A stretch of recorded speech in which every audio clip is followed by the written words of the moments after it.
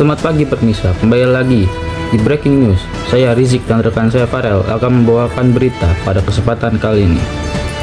Kasus pembunuhan aktivis hak asasi manusia Munir Said Talib memasuki tahun ke-20 pada Sabtu, 7 September 2004. Munir tewas diracuni arsenik saat dalam penerbangan pesawat Garuda Indonesia menuju Amsterdam, Belanda.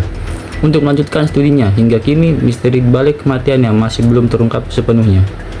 Munir yang ingin bertolak ke Belanda untuk melanjutkan pendidikannya di Belanda pada 6 September 2004, lalu terbunuh saat sedang perjalanan. Maskapai Garuda diperkirakan meninggal saat berada di atas Rumania.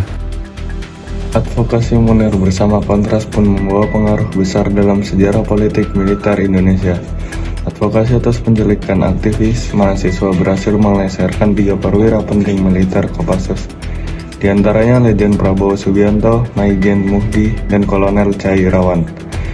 Jabatan 3 perwira ini kemudian menjadi peristiwa yang menggegerkan sepanjang sejarah politik militer Indonesia.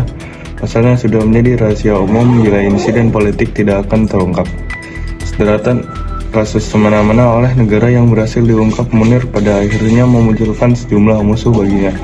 Terlebih lagi orang-orang yang harus dia hadapi masih berada dalam lingkaran kekuasaan menduduki posisi formal negara.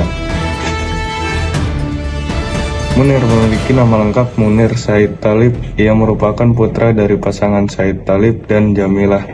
Munir lahir pada 6 Desember 1965 di Batu, Malang, Jawa Timur. Meskipun tak lahir dari keluarga aktivis, latar belakang keluarganya juga yang membawa Munir muda masuk ke dalam sejumlah organisasi Islam. Organisasi keagamaan yang ia masuki diantaranya Himpunan Mahasiswa Islam dan Al-Irsyad. Dari kecil Munir terbentuk menjadi anak yang sederhana dan menghargai orang lain. Sejak ayahnya meninggal saat duduk di kelas 5 SD, Munir ikut dengan ibunya untuk membantu berdagang. Di sana ia kemudian belajar secara berinteraksi, berhubungan, serta menghargai orang lain. Polikarpus adalah satu-satunya terpidana dalam kasus pembunuhan Munir. Menteri Hukum dan HAM Yasona Lawli pada akhirnya November 2014 lalu memberikan pembebasan bersyarat bagi Polikarpus. Polikarpus saat itu menerima pembebasan bersyarat setelah menjalani 8 tahun dari 14 tahun masa hukumannya. Polikarpus terjerat kasus pembunuhan setelah hasil otopsi Munir menyatakan bahwa penyebab kematian aktivis HAM tersebut diperkirakan akibat terpapar racun arsenik. Ketika boarding seorang kru bernama Polikarpus, Budi H. Priyanto menghampiri dan menawarkan Munir duduk di kursi kelas bisnis. Meski Munir mulanya menolak tawaran itu, ia pada akhirnya tetap duduk di kursi 3K kelas bisnis pesawat Garuda. Pada perjalanan dari Singapura ke Amsterdam, Munir meninggalkan kelas bisnis dan duduk di kelas ekonomi kursi 40G. Setelahnya Munir terlihat menuju toilet dan 2 jam kemudian mendatangi pramugara untuk dipertemukan dengan Dr. Tarmizi yang ada di kelas bisnis.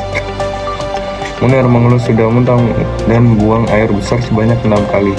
Munir pun ditangani Dr. Tarmizi namun masih muntah dan buang air besar berkali-kali. Dr. Tarmizi kemudian menyuntikkan obat sehingga Munir menjadi tenang. Lalu pada pukul 4.05 atau sekitar 2 jam sebelum mendarat di Bandara Schiphol, Amsterdam, Munir dinyatakan meninggal ketika pesawat Garuda GA974 diperkirakan berada di atas Rumania. Pada tanggal 9 September, berita kabar tewasnya Munir tersiar luas di media. Spekulasi tentang kematiannya pun bermunculan satu persatu. Mayor TNI AL Juanda mengatakan mungkin saja Munir dibunuh oleh musuh dalam atau luar negeri.